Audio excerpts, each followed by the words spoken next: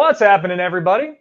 He's Laurie Horesh. I'm Phil Murphy. This is the NFL Brekkie Show, and this is chatter about a sport that has no off season. And Laz, this is an interesting draft class. We say that every year, but I'll explain why this is interesting. Matt Miller, friend of he's ESPN, but he's become a friend of the NFL Blitz. We always enjoy having him on. He does terrific work when he stops by with us. His draft evaluation process for this class, 603 picks. There are only 257 guys who are going to get drafted over 3 days only. He evaluates nearly 3 times that. He has 13 players with a first-round grade. But there is a consensus that this is a very deep kind of second, if not third tier. So you and I, in our discussions, just kind of offline, I hate corporate speak. I keep doing that. Our offline conversations about this draft, we're both parents of young children who are getting to the age when you're out at the supermarket, at some kind of department store, whatever it might be. They're reaching out of the cart. They want the thing, and they want this prized possession. And what do we say to them, Laz? We say, hey, we have that at home. Don't worry about that. We have that. You know, Laz, you might say, hey, we're down 25 units from last year's popular demand. We have that at home. Nice. I might say, nice. I have a dog that's racking up 40 grand in vet bills. We have that at home. So we have to be prudent shoppers. And where that reflects in the draft process is we've all been there in our own fantasy drafts, certainly our team's draft. Oh, yeah. You're sitting there, your team's picking at 20, in my case, or 12, like yours. And there's a player you hope is available at that point. Maybe that player is, maybe he is not available. Maybe the team before him plucked him. But we are here for the silver lining. We have that at home. Somebody you can get in the later rounds that offers comparable attributes. So Law's a perfect example. Say you're keen on Shamar Stewart, edge rusher, Texas A&M, traits out the wazoo. He had 4.5 more sacks in the last 3 years than I did. Limited production. Yeah, but you've committed to setting a hard edge, you know. Shifty hip. You know, fun fact. When I went up against Emmanuel Acho at Super Bowl 52 when he was still employed with ESPN, he's now gone on to Fox doing terrific things. Great guy. But I went up against him in a 5-10-5 shuttle, and I won. There's video evidence. So, what did you use? They had an actual thing at Super Bowl Fan Experience. Yeah. So no. So what move did you use? I just punched the thing. I did a tight swim move with shifty hips and bend. Perhaps some of your MMA training coming into effectiveness there. I think he underestimated me. I think I was sneaky athletic. So he set a time that he thought was not beatable, and I shaved a couple hundredths off of it, Oscar Piastri style. Oh, wow! There we go. We're just all every sport, every which way. Do you want to talk? We're talking golf. We want to talk Rory McIlroy. What else do we want to talk about right now? Why not? Well, I'm trying to talk Shamar Stewart, and say you're keen on Shamar Stewart. He's got a big range where he could fall, but say somebody else plucks him. Hey, don't worry, we got that at home. We can get you a Kyle Kennard. May not have the same top-end measurables, but he had 11 sacks last year in the SEC. Certainly did. Ivy from Ole Miss, who's more of like a 5-tech inside, but he had 7.5 sacks last year. Bigger body, 275 pounds. So there are sometimes it's going to be a physical comp, sometimes it's a production comp, sometimes we're offering a silver lining. We are just here to offer hope. As you sit there and you read the mock drafts and survey and surveil, who do I want my team to have? If whoever he is not available, here are some names to watch on days 2 and 3. Did I adequately encapsulate all that we're doing? Absolutely. We're turning into our parents, Phil. They used to tell us, we have that at home. No, you're not going to have insert fast food chain burger or pizza. We have that at home. Yeah. Invariably, we didn't. Most of them. Mind you, I had no surprises. I did come up in a culinarily blessed household. So shout out to my my lovely parents for the exquisite amounts of cross-continental cuisine we were exposed to, and the liberal amounts of olive oil used in the Horesh household as a youngster. Phil, given particularly half of your family background, I know you could appreciate that. Both proud members of the olive oil heavy Mediterranean world. Okay, there we go. Yeah, there we go. As I heard a comedian refer to it the other day, Phil. And then that's it. As I heard a comedian refer to it the other day, you and me, same corporation, different branches, different departments. All right, back to NFL draft talk. I got onto food that quickly. It is called We Have That at Home. Look, I'm going to start this one off here. Running back is a huge glutton of talent. We are rich in talent in this 2025 draft class. If you need a running back, and I'm not just saying that because Phil and my heartbroken and his promising team need running backs, but if you need a running back, this is the draft class for you, and it goes beyond Ashton Jeanty at the top. It goes beyond Omarion Hampton, probably in the first round as well. And you know what? It goes beyond, and this is some people's running back. I've seen him as high as their running back 2, running back 3, 4, 5 in that range. Goes beyond someone like Caleb Johnson, running back out of Iowa, big body. You're up there pushing that kind of 220 range in the weight. So you're looking at that. You're looking at 3-down capability, heavy workload, a solid frame he's working with there. And out of the University of Iowa, out of any university in Iowa, it seems Iowa football, we're expecting hard-nosed football players, contact ready, contact heavy. But that's Caleb Johnson, who kind of seems to come off the board in the 30s range. Early day 2 seems to be, that first 10 or so picks as we get into day 2. By the way, day 2 should be picking your running back toward the top of the first round, but they're too scared to. Yes, exactly. That they want to get the draft. They want to get the tick from all us draft graders out there. So, okay, Caleb Johnson in the 30s, you got your eyes on. Forget about that. We have something else at home. Can I interest you in Devon Neil out of Kansas? Potentially on day 3. Maybe he's a late day 2 pick, but he projected in that kind of hundreds-ish range, early day 3. Okay, we're talking, you want physicality, you want north-south running style. These are things that you're getting out of Caleb Johnson. You want a 3-down skill set. Let's talk about someone like Devon Neil. Now, neither Neil nor Johnson are burning it up in the 40s. There's no 4.3s, no 4.4s happening here. They're more in that kind of mid to high 4.5s speed. Very similar when you look across the board in terms of their athletic measurables. What you're getting, Devon Neil, here's what we're talking. Tall, smooth runner. He uses bursts and gear changes more than out-and-out speed. He gets tempo in his runs. He gets that change of pace. And the time you you press the gas, you hit the burst and get that acceleration going is so important in running backs. So we often get, when we look at running backs, we look at skill positions, we get caught on the 40, but how you use your pace and how quickly you can get up gear matters. And this is a running back that totally gets that. He's comfortable working out of the backfield, nice soft hands, disciplined. I like the way he follows his blocks. Not a lot of flash. You're not getting flash with Caleb Johnson. Potentially 2-3 rounds later, you're not getting a lot of flash with Devon Neil, but I like it when you see his decisiveness. He falls forward. Is the top end gear 5th or sport mode? No. Maybe it's 3rd gear. Maybe it's 4th gear, but maybe it's 3rd gear for the top end. But he plays with that. He plays with that solid burst and those gear changes that I thoroughly enjoy at running back. You see him. He's efficient the way he runs. You see when he gets those opportunities to crack the second level, he gets the most out of it. Again, this is powerful forward momentum. You like the build there. Again, you're up at that. Off the top of my head, we're looking around that 6 foot, 215-ish, pushing towards 220. So you like the frame we're working with there. So for me, okay, Caleb Johnson has a lot of name brand recognition. But hey, you know what we got at home? You know what we got on day 3 potentially? Yeah. Give me a bit of Devon Neil, Rock Chalk Jayhawk. Did I say that right? Yeah, good on you. Look, there was a time, Philip, where I was running across the United States as a young, wild and free early 20-something wearing a backwards Kansas Jayhawks snapback, having not watched much Kansas basketball, not naming any of their athletes, but it was a hell of a snapback. I'm not normally one for that. I believe if you wear the outfit, if you wear the clothing, if you wear the hat, the jersey, the throwback, you should be able to answer your call. But look, I was young. I was impressionable.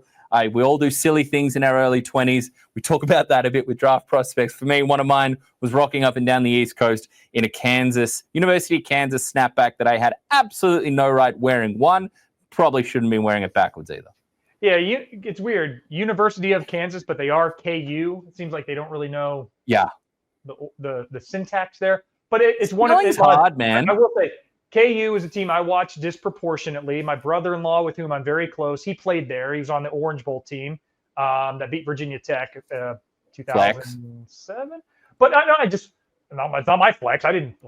He was on a good KU team with Aqib Talib, and then they took a huge dip. Now they're coming back, but they're far from superior. So if you have a running back who's a 1,000-yard rusher 3 straight years at KU. And I think the thing you mentioned that is most, if you were to surmise Devon Neil in one sentence, it's that he can get downhill, make people miss without losing that forward momentum. He doesn't sacrifice, force equals mass times acceleration. He doesn't sacrifice the force with which he runs and can still be elusive and get you extra yards. A lot of coaches are going to like that. Go ahead. No, I agree. He's a running back who knows who he is. He's not out there trying to hit you with the stanky leg and break your ankles and slow down his momentum. He's going to use little shifts. He's going to use efficient changes of direction in small, not deviating off the line. You know when they do the gauntlet drill, and they're seeing how far off the efficiency line you go as you're taking those. And he's going to move around and he's going to dodge tacklers. But when he gets north and south, he's doing that efficiently, like you said, falling forward. Sorry, you just got me being effusive again. And now with teams, going with this too high shell, and it seems like the running back is kind of slowly returning. If you have a guy you can slot in 10 carries, 58 yards, 8 carries, 42 yards, 9 carries, 43 yards, and just kind of like valuable real estate, a guy who gains valuable yards late in games, tons of value with Devon Neil. And I do think a lot of GMs are going to agree, and it shows up on tape. Caleb Johnson, I will say, the one knock on him was that he didn't test great, but he looks better on tape. I think he may go to New England in the mid-30s. I think they may take a stab at him there, depending on what they do in the first round. So Devon Neil is basically your Fruit Hoops. The backup cereal with colored circles. So the food analogies will never die on this show. They will be here perhaps long after you and me are, Phil. Food analogies forever. Off-brand cereals are the best thing in the world, man. All right, what you got for me, Phil? Who's your first up? I'm going to go, so somebody who I've been watching, a Broncos fan, right? Picking at 20, the Ted McMillan, Marcus Colston analogy. Colston's 6'5". Ted McMillan's listed at 6'4". He walked by our little setup at the combine, and I was like eclipsed. Like the light went out. If that wasn't NFL Combine weekend, I would have assumed he played for the Pacers. That dude is every inch of 6'5". We'll call him 6'4 plus. 220, long arms, incredible ball skill. 1,300 yards back-to-back season. Only dude in FBS to do that. Listen, he's an imperfect prospect, but a deserved first-round pick. I don't see him getting past 20. Certainly don't see him getting past 22. A number of people will feel like I do and be like, darn, somebody took him early. There's silver lining late round 3, maybe top of round 4. Laz, I know we are very cautious taking receivers out of Texas Christian University.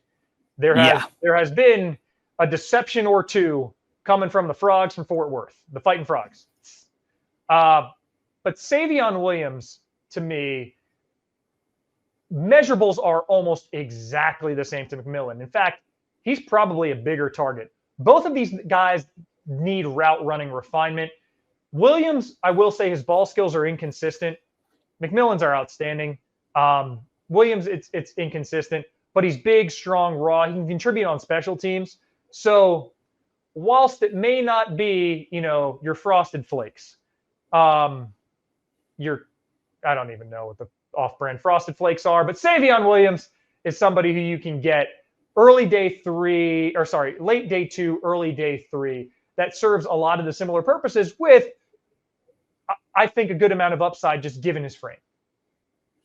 I think, look, he's not, if he was as refined and as consistent as someone like Ted McMillan, then he wouldn't be talked about as a 3rd, 4th round of that fringe.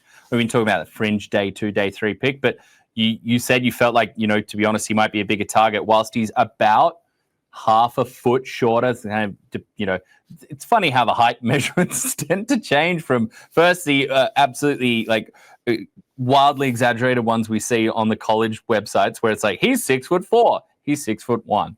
But then we get to, from the Senior Bowl, maybe if there's some Shrine Bowl going on, then we get to the Combine, then we get to Pro Days. You never know what type of measurements. But he is, despite being, 4, 5, 6 inches shorter, he does have a bigger wingspan. He's almost got an 81-inch wingspan, Savion Williams, whereas Ted McMillan is in that 78-ish range.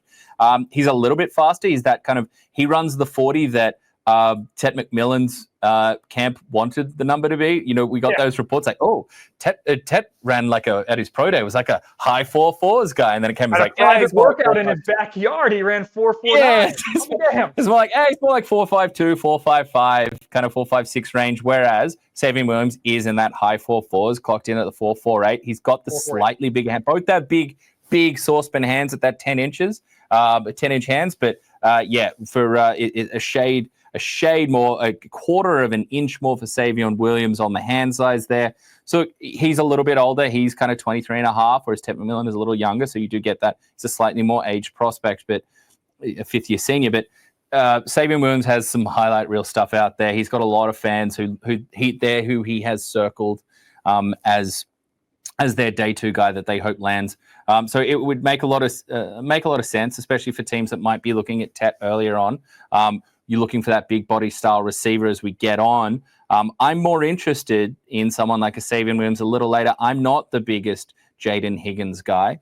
I think when you're looking at those receivers that are, Trey Harris is north of 6 foot, 6'2", but he's a little more leaner. You got your Jack Beshes out there. I'm intrigued by a Savion Williams, but this is where it's tough. Scouting the helmet can be tough. You go talk to certain franchises out there. I'm not saying any particular, but they see a Michigan football helmet, particularly on a defensive player, and they want to run for the hills. So we talk about guys coming out of that Tennessee offense, either at the wide receiver or running back position or quarterback spot, but guys coming out of the Tennessee offense with that hyper spread out, or very untranslatable scheme. That goes both ways, too. You see a Wisconsin W on an offensive lineman. Bump him two rounds. Let's go. They get a full day. We talk about guys getting, you bump him half round, you bump him around. No, Wisconsin offensive lineman get like a day bump. You go from day 3 to day 2, day 2 to day 1. All right. Iowa tight ends.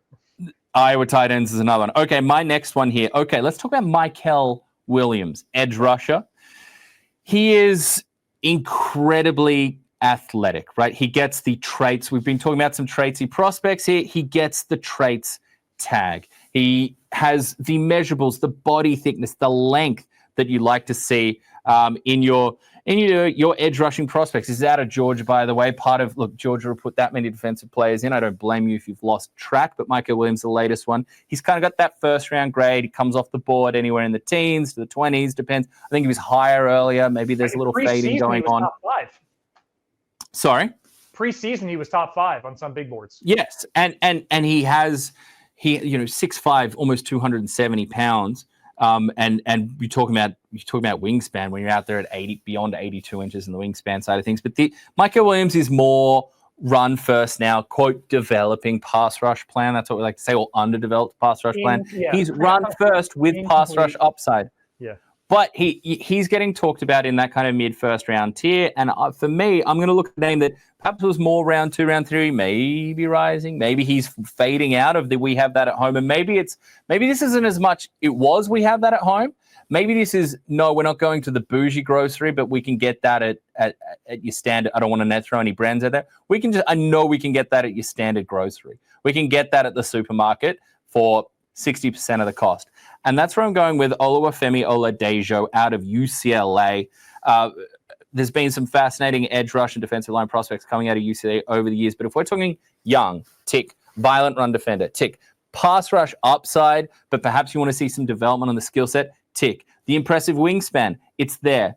He's a little bit shorter than Michael Williams, but he matches with that kind of wingspan. He's got that powerful build as well. Oladejo, look, high energy, high pursuit, the football character, the effort, it's off the charts. You see plenty of his teammates and those you talk to around the program will talk about the effort plays that match the football character that he brings to his presence in a locker room and practice. I think you see heavy hands. He's another guy that can keep blockers off his body with that upper body power, keeps some separation, some room to react. He will hunt down and find the ball. He'll chase it to the edge. He'll chase the ball well outside the tackle box and close out and tackles for loss or short gains towards the sideline. Get that, again, like Michael Williams, is seeing that versatility. He'll reduce inside. You get some pass rushing on the inside, the 3-tech spot on passing downs as well. And look, I think there's some, like I said, developing pass rush move, but I think you saw the cross chop. I think he bends the edge better than Michael Williams. And I think, look, this is one close to your home, but up against Penn State. I don't know if you want to tell me the starting right tackle for Penn State, Nittany Lions this season, but he got well acquainted with Oladejo. That started to get nightmarish towards the end of that game because we saw the spin move come out, a very firm edge being set against the run. So that's a play for me where Michael Williams has been a name, like you said.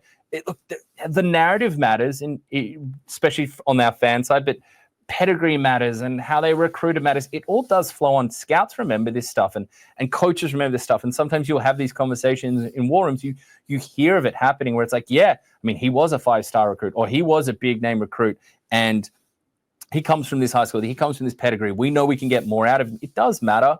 And someone like Michael Williams has obviously been at the tip of the tongue, up high on draft boards for quite some time now. But the reality is that I think you can get comparable, if not better, production all around if you wait a little bit.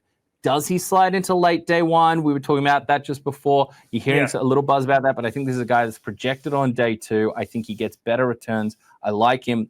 I actually have him higher on my board than Michael Williams. Williams, for me, a little too much up the, he rushes to contact.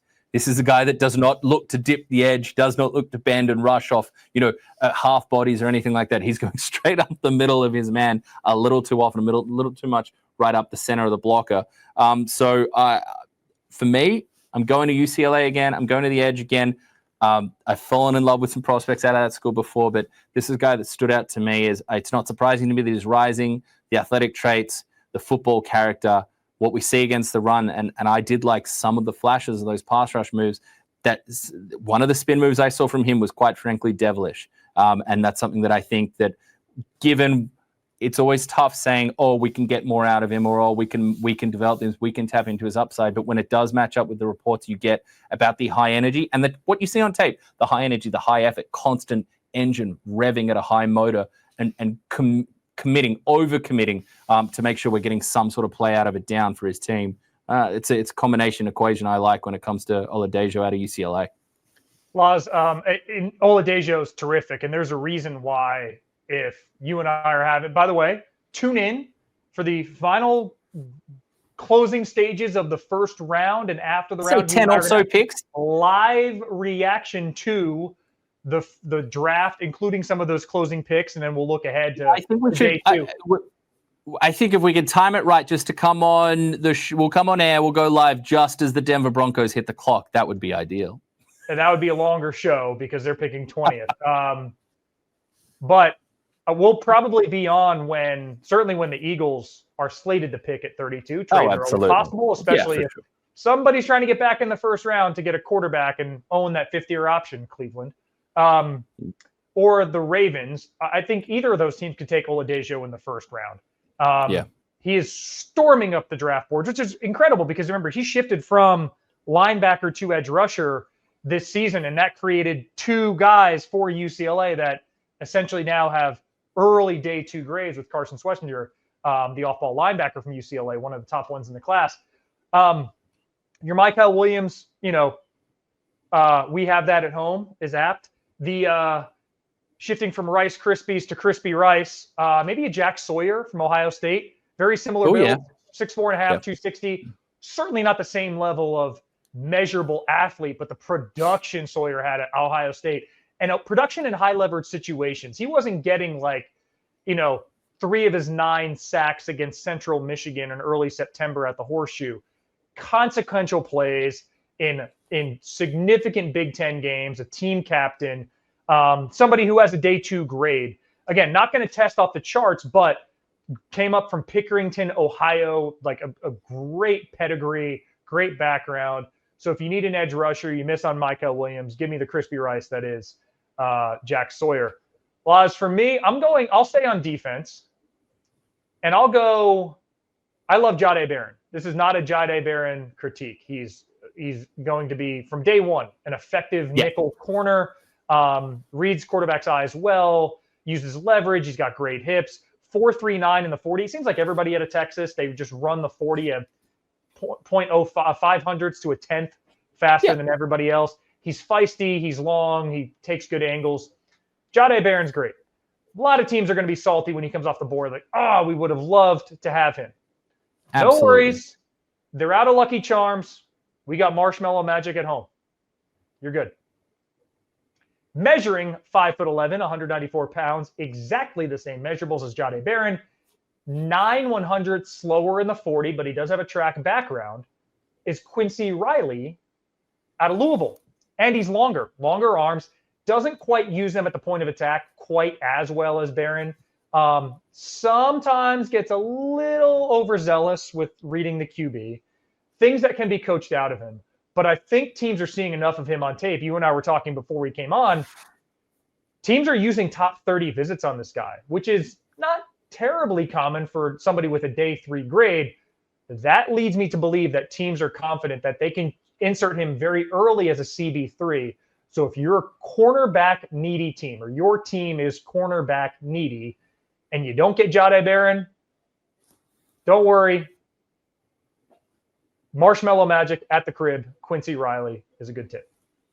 See, this is why this one was important, Phil, because Barron does have that universal appeal and love, and generally he ticks the boxes across seemingly every single draft expert out there, at least in the mainstream, the sub-mainstream, and the respectable sub-mainstream. Because he does have that, there's so many fan bases that would love to hear that name come off the board, and that's why we have that at home is so helpful, because it appeals to so many, because there are teams, 15 to 20 teams that could realistically say, like, oh yeah, he's coming off the board in the late single digits to the 20s, and we want him. Who can't use more cornerback depth? I mean, again, I'll go back to my Broncos. Like, Riley Moss was embarrassed by T. Higgins, and Moss had a largely effective season. But that darn near, if not for fortuitous scheduling of having a dead rubber for Kansas City in Week 18, that would have cost the Broncos a playoff spot. That one position, that cornerback 2, and for so many teams, you see a bit of injury just derailing things. Cornerback depth. And that's not to say Jahdae Barron can't be a CB1, but from day one, you can line him up in the slot. You can have him as a nickel corner, and with the speed to be outside as well. All right. Well, you mentioned the name Higgins there, and that's a nice transition for me, because we do have the likes of Higgins and Harris and Noel and Royals and so many wide receivers in that kind of fringe day 2. Does Emeka Egbuka, where does he come off the board? Is he a first-round pick? Does he slide to day 2? Golden out of Texas. Where does his name come off the board? And is he someone that can pressure? Let's say that that when we talk about the top wide receivers, we talk about Tep McMillan, but let's say Travis Hunter isn't viewed as a wide receiver by the team that ultimately gets him. And we are talking about the first overall receiver. Is Matthew Golden someone that pushes to go with that first slot? But if Luther Burden, we touched on in our other draft preview show with the character concerns there. We love the movement ability. Route tree is interesting and how he's deployed. But, okay, away from all that, if you're looking at that and you're not really convinced, there's a pile of names thrown in there. I've got one for you that's a little further down. Again, we're talking about someone that I think we're looking at potentially maybe late day 2, but really this could be a day 3 name, particularly because round 4 is often talked about as, injury concerns do come up here. Special teams help is certainly valued in round 4. Is this someone who's sitting there? And I'm going to go with out of Colorado State University, Torrey Horton, wide receiver. Colorado State does have a history of putting some wide receivers in the league. Michael Gallup did come out of Colorado State. Rashard Hollywood Higgins, I believe, was out of Colorado State as well. Back in the day, we had a few Hollywoods come into the league, but for me, what you get out of Torrey Horton is just he brings an element to the wide receiver position that I don't think I'm seeing in a ton of other prospects. He's around the 6'2" mark. He's sub 200, so he's more of that lean frame, lean long frame. I think he's 6'3" and change. I think he's tall. Yeah, you're looking at that 6'3", 190s range, so you are getting some leanness, shall we say, with Mr. Horton there. I keep wanting to say while we're on, T. Hortons, it's just making me think of hot chocolates out of the fine nation of Canada.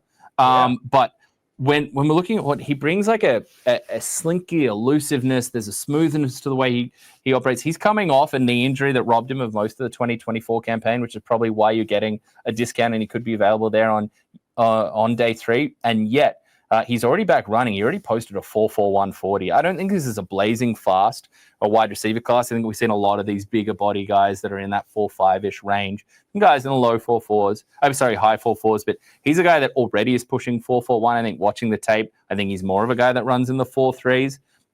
He's already jumping, again, off the knee injury that cost him his season. He's already jumping in the high 30s for the vertical jump. I think seeing the way he tracks, the way he can elevate as well, go to the next level, I think that's probably shortchanging him a couple inches on the vert. Wouldn't be surprised if at full health, this was someone you could see up at that 39 plus, maybe 40-inch range. So for a guy where you do have this murky, flat wide receiver class through day 2, this is a guy that's a little further down. He's not in a lot of people's top 10 at the wide receiver spot.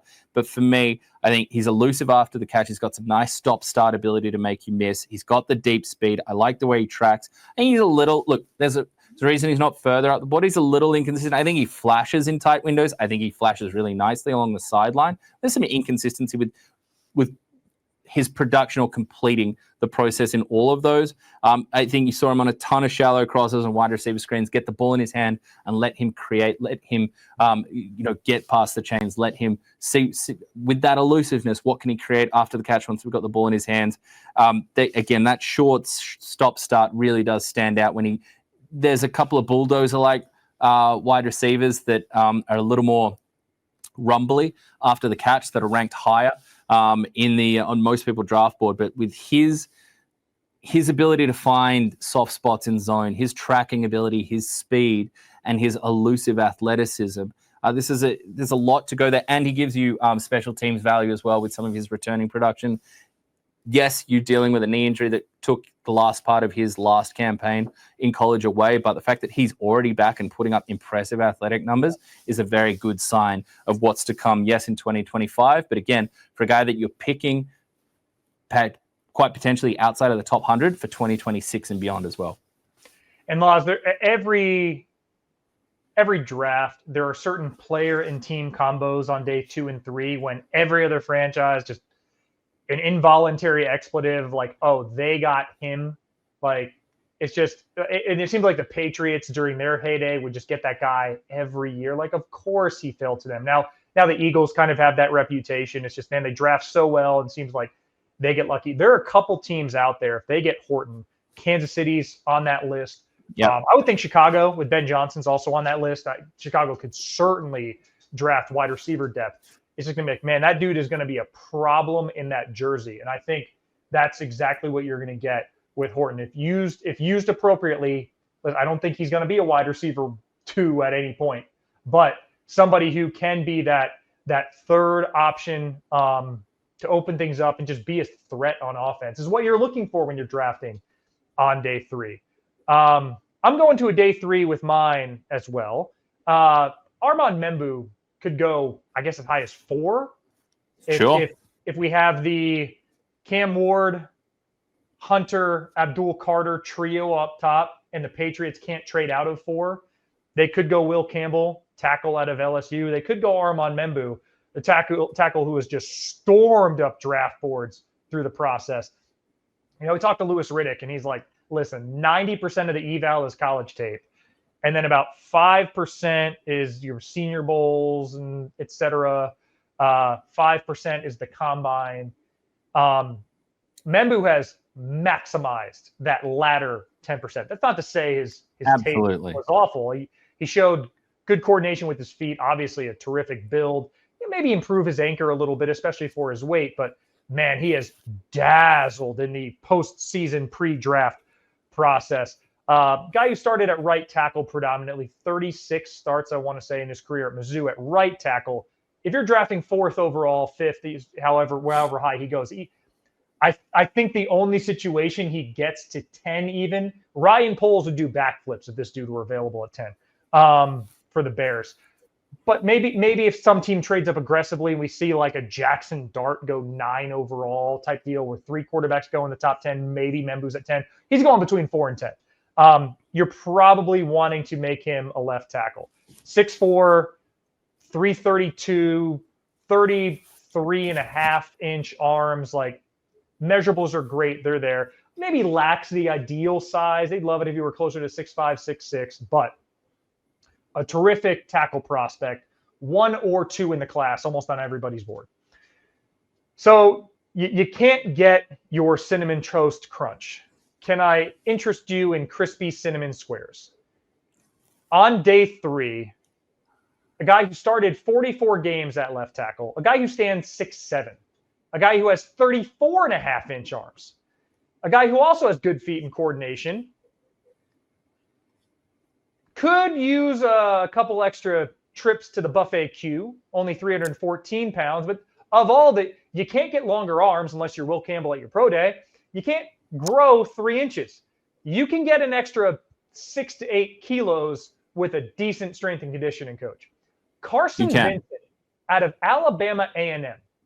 He's got a day 3 grade, probably going somewhere between rounds 4 and 6. But somebody who has loads of experience at left tackle. His issue also is an ability to anchor. That 314 showed up against Auburn in week 1. He got pushed back a little bit, or a lot of it. But if you get a few extra pounds in him and you can leverage that natural athleticism that he possesses and that good coordination between his hands and his feet, I think you got a guy who you can maybe develop for a year or 2 as a reserve offensive tackle and potentially have a franchise piece. And I'm not saying it's the same thing, but it would be the same playbook as the Jordan Mailata draft pick. He's not going to go in the 7th round, but you take somebody, develop him for a year or 2, and now you have somebody who's probably going to the bleeping Hall of Fame in Jordan. So I don't think Vincent's at that. It's too much to say that ceiling, but I think you can get a bona fide starter at left tackle out of him on day 3, because those crispy cinnamon squares actually taste pretty good with some skim milk. Or I guess in his case, whole milk, because we need 7 kilos in the trunk. Look, I think when you get to day 3 and you're talking about offensive line prospects, you are talking about traits, and traits stand out. Yeah. There's the physical stuff you talked about with his wingspan, which is right up there, beyond 84 inches, I believe, his wingspan. But the overall, you talked about single arm. You talked about some of the footwork stuff. Little nugget here is that he posted the fastest pass rush drop speed at the combine. So that's some of those metrics, some of that new data. We say look beyond the 40 times, look beyond the traditional testing, look beyond bench press numbers, which don't always talk about functional strength, particularly at the offensive line. They favor dudes with short arms. They do. This is not that man. At most positions. This is not that man, but this is the data that teams are looking at. You're looking at foot quickness, coordinated foot quickness, applicable foot quickness and speed, like getting into a pass protection set and getting into your stance, getting out of your stance, getting into your sets. And there's that experience, the awareness, his ability to find blockers and locate.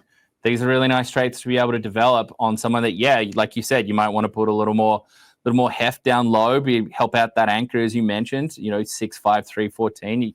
You hope that he's got the frame to add a bit more, but you certainly rather need to address that, particularly in a developmental offensive line prospect, than have to, shave off a bunch of weight or pray that someone gets faster, because it's not something that tends to bode overly well. Oh, yeah. Yeah, I mean, getting an offensive lineman to put on 10 to 20 pounds, 4 to 8 kilos, however you want to do it, one of the easiest things you can do, especially when he's a young man. I think he's 23. You can get him in a weight room, a weight training program, make that functional weight. And you have him 6'5". I have him 6'7". I mean, he is tall. He is franchise offensive tackle size. He has the frame And it's a matter of, no, you're right. Sorry, it is 6'7". I don't know where I pulled. It's a matter of getting that highest level experience that, frankly, he didn't get at Alabama A&M. But you're drafting somebody to give him 1 million snaps in the preseason, and then by his second or third year in the league, you're hoping he's getting a starting rotation. So there are all these teams with the aging offensive linemen. How do we pass the baton? This is good value. Your $2.99 marshmallow magic to satisfy your Brekkie needs. And like you said, 6'7", not 6'5". Let's not shortchange him on the height there. And with the zip line. And look, a very different no shots made at Alabama A&M or anything. But you think about the nutrition program, and you think about the strength and conditioning program. As good as it is at the college level, going from Alabama A&M to somewhere within the 32 NFL franchises, even the ones that grade pretty poorly on the old NFLPA test, which is always fun reading in the offseason. I wasn't going to name names, but going from that Alabama A&M strength and condition nutrition program to what's going to be available to him at the pro level is certainly something that's going to help in that pursuit of adding a little extra weight, good weight, and all in the name of setting that anchor and handling power rushes a little better. Absolutely. And if you're a team like Arizona, Green Bay, Dallas, a team that needs offensive tackle, but it's not like absolutely top of the board. Like Teron Armstead has called. Yeah, Teron Armstead has called time on his decorated career in the NFL. There are aging left tackles, Tyron Smith. That the not exactly the success he was looking for on the on paper. This looks good. New York Jets roster in 2024. Phil. Well, Oz, I think that'll do it. Now all we have to do is just have 25-ish guys get picked before you and I go live Friday midday with our NFL Brekkie Show, watching the draft with you extravaganza, reacting as you do. Don't spoil the picks in the comments. I know. We do the thing on Twitter where the NFL reporters, so-and-so is zeroing in on whatever player. Don't Worse in the NBA draft than the NFL draft. The NFL draft is pretty good, particularly on day one. Yeah, but if you want it, you can find it. And some people just love to be in the comments. So we're gonna obstruct. I don't want to say the B word, but we're gonna obstruct you if you do that. But yeah, join us. We'll react to those final picks of the first round as they happen. We always have some juicy trades in there. And we saw the Ravens do it with Lamar Jackson. Of course, we'll then react to the entirety of the first round thereafter. I keep saying it, man, but it's true. Sport with no off season. Thank you for being part of it with us. And honestly, if you made it to this point in the episode, you are a degenerate just like us. Welcome to the Brekkie Show family. For my fellow degenerate, Laurie Horesh, I am Phil Murphy. Thanks for joining us. We will see you on the night of day one of the draft.